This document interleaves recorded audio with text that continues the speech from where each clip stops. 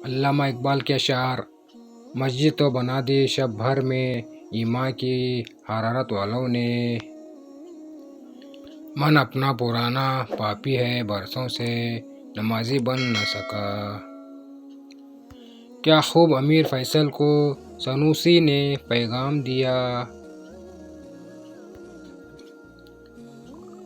तू नाम व नस्ब का हिजाजी है पर दिल का हिजाजी बन न सका।